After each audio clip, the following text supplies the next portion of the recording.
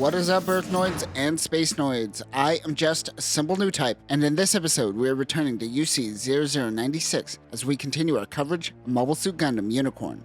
Last time we learned about our hero Banagher Lynx, who found a girl who fell right into his lap, literally. He helped Audrey burn, who claimed that she must talk to someone important. In this episode, Cardeas Vice will meet with Audrey, EFF will begin attacking the colony, and Banagher will be given Unicorn Gundam. Also, we will see the return of the Nihil Argama. So let's get into this. Marita Cruz tells Audrey that she needs to return to the ship. She doesn't want to go back because she believes that Laplace's box shouldn't get into the hands of Full Frontal. Marita and her men are just following orders and they try to capture her. But Banagher uses Hato to pretend to self-destruct. He also uses his banana jutsu to help Audrey escape. They're breakdance fighting! He does some sweet breakdance fighting. He drags Marita and throws her off the ledge as the two make their escape. Banagher realizes that he never introduced himself, but Audrey says that his name is Banagher. She heard Hato say it. She introduces herself as Audrey. Mikoto and Banagher's friends wonder where he is. They know about the Petite Mobile incident and wonder if it was him. Mikoto looks out with some binoculars to see Banagher with Audrey. The colony begins expanding. Banagher mentions that a colony could grow the more colony blocks they add. Cardeas Vice is informed that Audrey has snuck onto the colony. Some wonder if she is acting on the Sleeves' behalf, but he thinks that she is working on her own accord. They head to the Vice Mansion inside the colony builder. Banagher just walks right in. He instantly walks to a tapestry of a unicorn as if drawn to it. It says, "To my only desire," in Latin. He says that he has seen this before. Cardeas Vice introduces himself and tells them that this is from a piece from France during the Middle Ages called The Lady and the Unicorn. Audrey attempts to introduce herself, but he suggests that she doesn't say her name out loud. She wants him to reconsider the Laplace box exchange. He simply tells Banagher to leave, but he refuses. Cardeas says that he knows who his father is and can have any student expelled if necessary. Audrey also suggests that he leaves, though he doesn't want to. He says that he felt a connection and wants to stay with her, but Audrey says that it is best that he forget her. Banagher is escorted off the premises. Cardeas tells Audrey that people are saying that Full Frontal is the second coming of Char, but he says that even someone like that must possess the proper talents necessary to open Laplace's box. Marita contacts Zennerman, who tells her to come back to the ship and be ready as they are changing the exchange location. Meanwhile, outside of the colony, a team of Lotos sneak in. The D-50C Loto is a transformable tank mobile suit designed by SNRI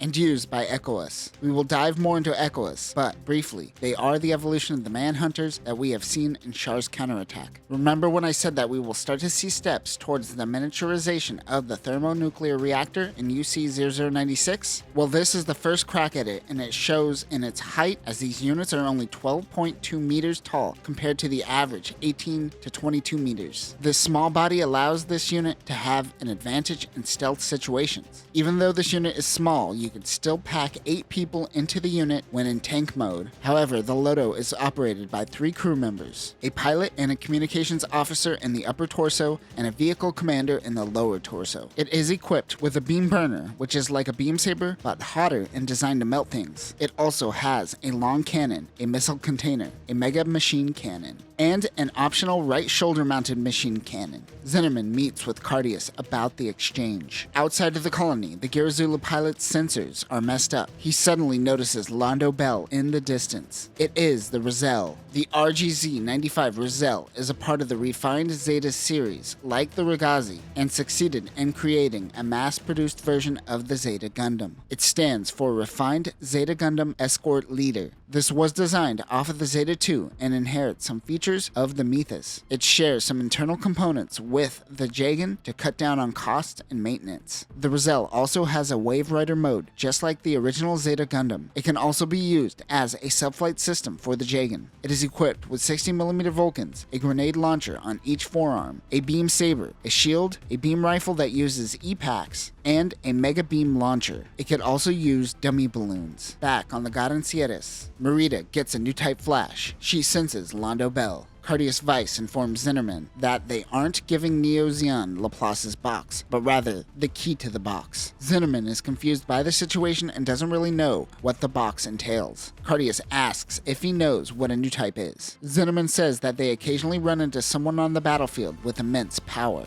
Vice says that power is one form that it can take and is typically only seen on the battlefield. Cardeas talks about the new type theory that was once proposed by Zeon Daikun. In his theory, he too referred to it as a power. On the outside, the GUNPLA pilot attacks Londo Bell. He begins running away and informing the Garancieres, but they are able to take out the GUNPLA with the ease. Merida is on standby. They try to get in contact with Zinnerman to get him out of the colony. The Kshatriya launches its funnels to take out Jagans surrounding the colony. She then launches herself and begins her attack. Cardeas tells Zinnerman that giving them the keys to the box is something of a test. He says that the box has the ability to change Spacenoids forever. However, focusing on the revival of Zeon is a way to fail this test. He says that this is a narrow-minded ideal that needs to remain in the past, and this can prevent them from changing the future. Merida heads directly to the colony and begins fighting with Londo Bell. As the fight begins, Zinnerman pulls a gun and wonders if they plan on holding onto Audrey. Of course, Cardeas was going to give her back. However, she will make her own escape. Merida takes out the ReZEL with her funnels, but the attack was too strong and she blows a hole in the colony. Banagher is with his friends watching the chaos when one says that war is breaking out. This causes him to run back to Audrey as he remembers her words. Zinnerman and his team take off. EFF is using this opportunity to take their countermeasures to the extreme. Approaching the colony is the Nahil Argama.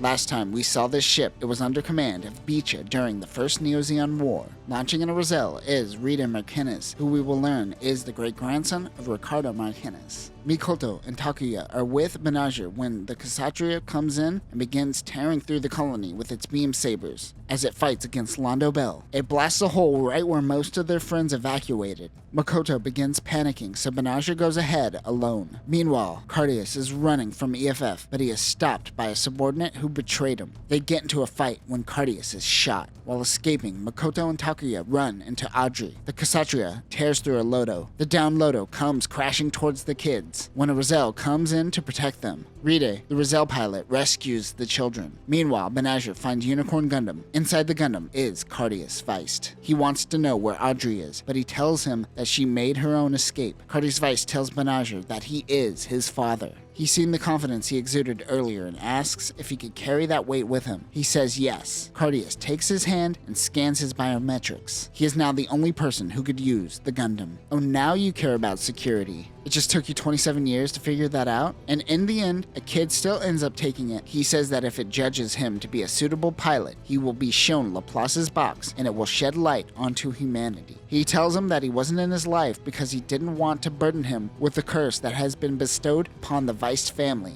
but it seems he had no choice in the end. Cardeas passes away and floats off as Banagher closes the cockpit and takes it all in. This is why the lady and the unicorn look so familiar to him. Banagher Lynx launches in Unicorn Gundam. Audrey is able to sense Banagher, and that is able to help Merida sense Audrey. But she runs into Unicorn and the two begin fighting. He pushes her out of the mobile suit. Her funnels are barely able to keep up with them. The NTD system activates for the first time. The mobile suit glows red. The cockpit chair activates to allow Banagher to take 20 Gs to the face. He rushes in and takes out one of the Kshatriya's shoulder binders. Rita takes Makoto, Audrey, and Takuya to the Nahil Argama. Everyone is informed that a Gundam is on the battlefield, which causes Merida to panic. She begins attacking Unicorn, but she picks up a message from Zinnerman to pull back. As she makes her escape, Banagher is picked up by the Nahil Argama. Back on the Garancieres, Zinnerman is being scolded by Angelo Soper. He is the royal guard for Full Frontal. They don't have Laplace's box, nor do they know the whereabouts of the princess. Angelo steps aside and we see Full Frontal for the first time. He looks and sounds exactly like Char Aznable. Suichi Ikeda plays Full Frontal, who also plays Char throughout the series. We will learn more about this Char clone as the series progresses. He is quite intrigued over this new Gundam that Merida experienced on the battlefield and wants to see it for himself. Full Frontal wants the Garancieres to follow EFF to see what their next move is. Zinnerman wants to rectify his mistakes, but Full Frontal tells him to not dwell on the past. We flash back to a moment in Banagher's past. He is hooked up to some contraption while playing the piano. Whatever it is too much for him and he can't continue on. He is confronted by someone that he calls Mother.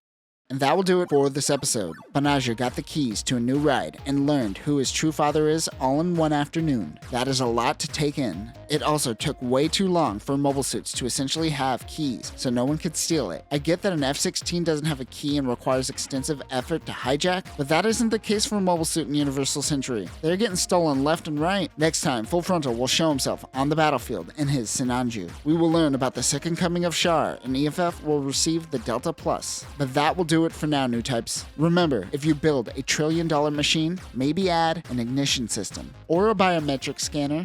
Peace.